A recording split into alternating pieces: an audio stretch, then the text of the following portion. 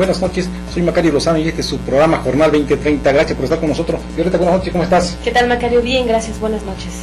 En el último cuarto de siglo, el Estado de México, la población creció en 120%, pasó de poco menos de 7 millones a casi 15 millones en estos momentos.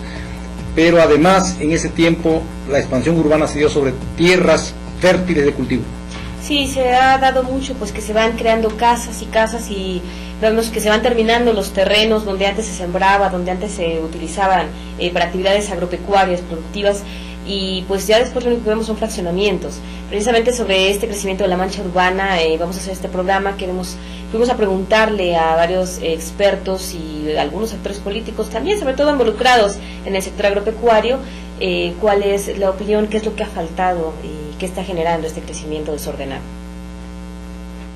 100,000 hectáreas, de las más productivas en diferentes rubros, se han estado sembrando, pero de casas. Y paradójicamente, los terrenos donde se ha extendido la mancha urbana son los terrenos que eran más productivos, porque también, aparte de que llega gente a vivir, los hijos de los campesinos ya nos están dedicando a sembrar la tierra. Una situación difícil, que es lo que le antecede a una crisis, ya es lo que estamos viviendo. Y cuando llega una inmobiliaria que compra sus tierras y les paga una cantidad de dinero que no han visto en toda su vida, por supuesto que pues lo piensan y lo hacen y lo venden.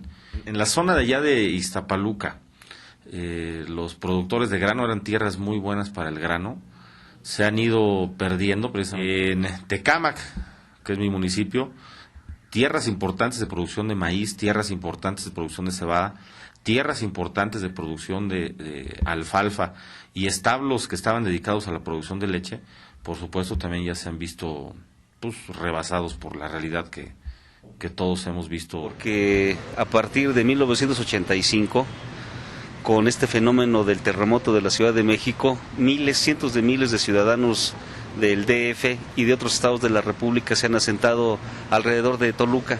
Alrededor de Toluca también existen lo que nosotros conocemos como los municipios productores del Valle del Maíz.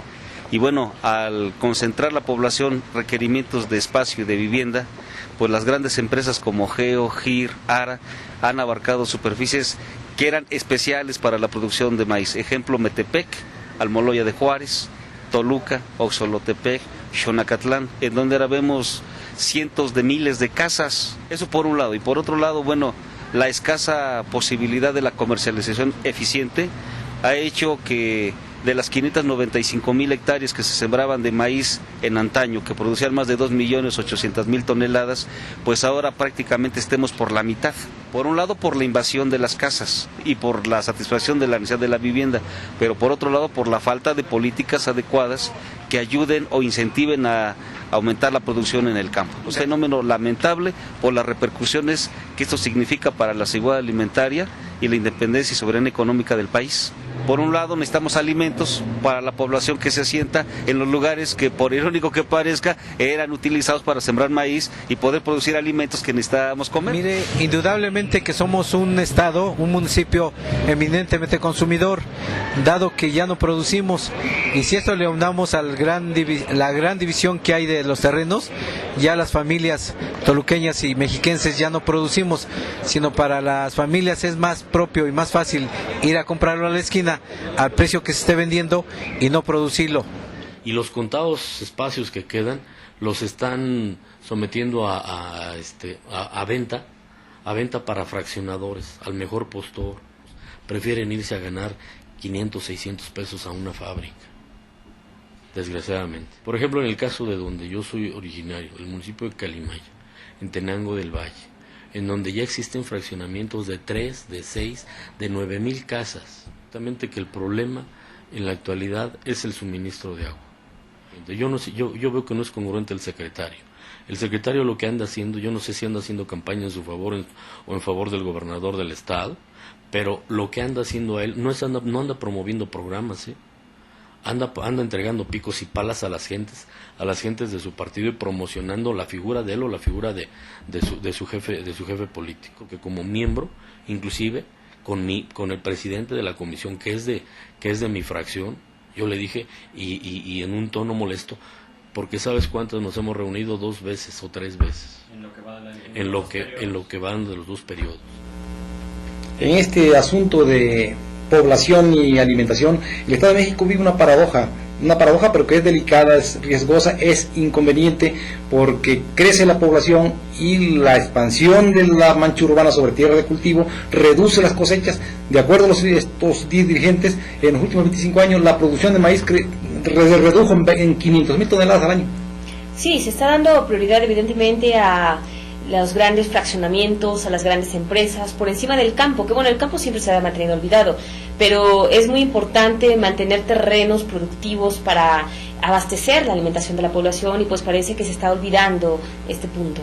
En las periferias de las ciudades mexiquenses desaparecieron las áreas de cultivo, también la ganadería, que era importante, y por lo tanto también hay menos carne, menos leche, menos maíz y menos producto que comer a una población cada día mayor, y como lo decía uno de los dirigentes que entrevistamos, precisamente esa producción de alimentos tiene que darse en las tierras de cultivo que se están poblando, ¿no? Sí, lamentablemente muchas veces se piensa de que estas milpas ya se convirtieron en casas, está llegando el desarrollo a esa zona, y no se está hablando realmente de desarrollo, porque nosotros tenemos que ver precisamente que tiene que haber zonas de cultivo, porque si no nos vamos a convertir en un país, bueno, que ya en gran parte sobrevivimos de importaciones, pero que va a ser más y más, y cuando México pues será uno de los grandes productores, no solo de maíz, ¿no?, sino también de otros productos.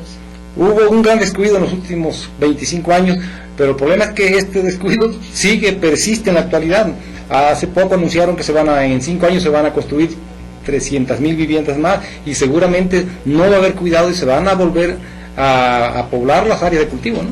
Sí, se sacrifican, y no solamente áreas de cultivo, también, como lo mencionaban, zonas de establos para ganadería, que sirven para lechería, y además también pues se sacrifican bosques, evidentemente no se toman terrenos muertos, casi siempre son terrenos que anteriormente tenían una actividad agropecuaria y que después, bueno, pues ya solamente van a tener casas y casas.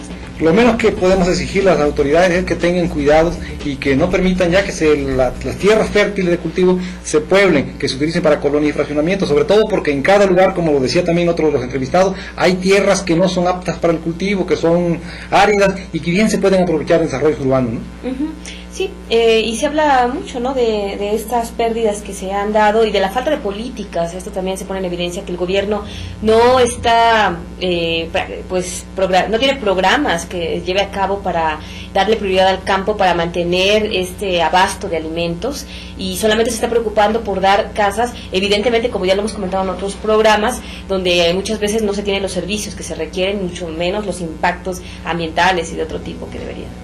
Se da la situación bastante preocupante en el sentido de que nunca se ha preocupado por también la cuestión de servicios de agua, sobre todo la disponibilidad de agua, ¿no? También se rompen los ecosistemas con la construcción de colonias sobre tierras de cultivo, y también las áreas de recarga de agua, ¿no? Uh-huh.